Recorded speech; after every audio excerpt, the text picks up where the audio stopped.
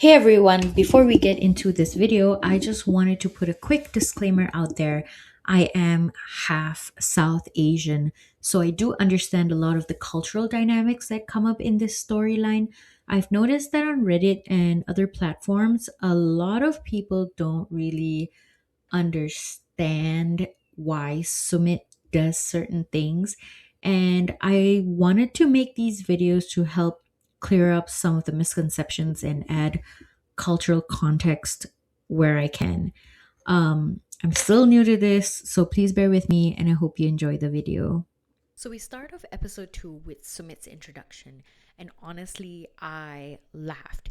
He introduces himself as Sumit from Delhi, India. He's 30 years old and currently lives with his parents, all while speaking in this Southern American accent, which is definitely something I catch myself doing time and time again, right? He explains that living with your parents is a very common thing in India, and he lives with his brother and both his parents. And once he gets married, his wife is expected to move into the family home as well.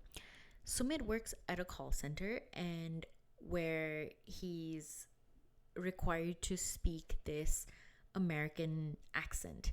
And that's where this whole Michael Jones persona started, right? He admits that he was chatting with multiple girls online, and that's how he ended up meeting Jenny. Yeah, those poor girls. He says he fell in love with Jenny's big blue eyes and her beautiful smile, and then he casually drops this bomb where he says he's always loved white girls. Oh my god. Then he admits that he used someone else's pictures instead of his own.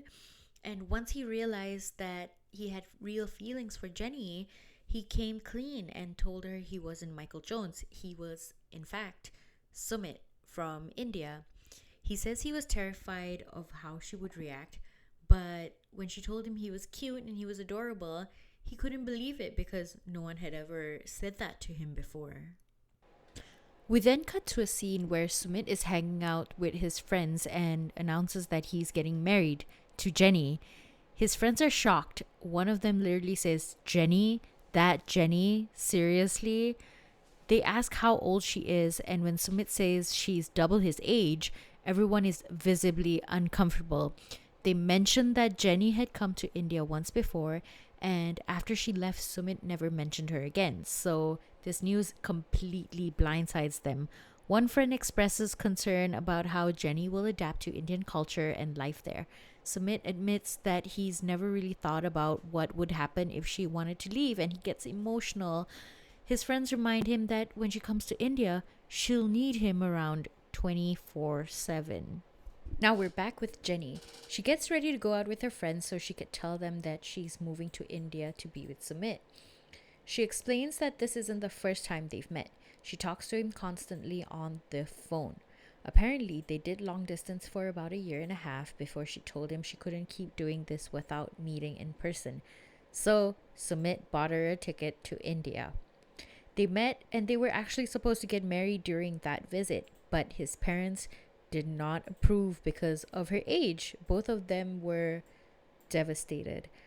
After she came back to the US, Jenny didn't tell her friends that the relationship was still going on because she knew that they wouldn't understand, so she kept it a secret. Now she has to tell them that she's leaving for India in a week.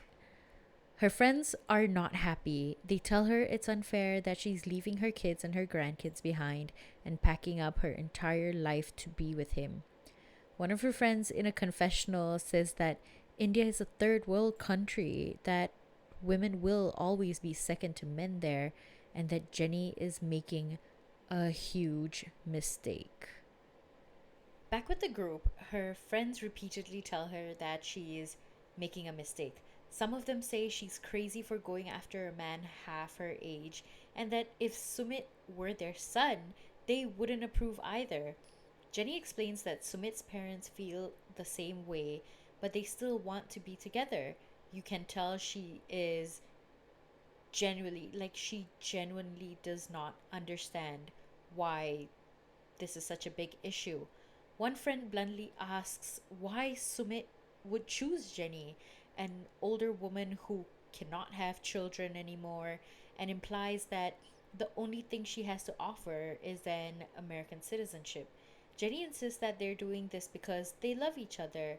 When her friends find out that Sumit's parents don't even know about this plan, they're horrified. They warn her that his parents might go to extreme lengths to stop this relationship. That's when Jenny finally starts to realize that maybe this isn't such a great idea. But she convinces herself that love will conquer all and that Sumit will protect her. She admits she knows why she's taking a huge risk, but she's going anyway. So that's where we end off episode 2. And I have a few opinions. First, the living situation, this isn't just an India thing, it's common across most of Asia. I've lived with my parents until I moved out of my country, and it's very common for wives to move in with their in laws. My own mom lived with my dad's family for 7 years, and let me tell you, not a fun thing.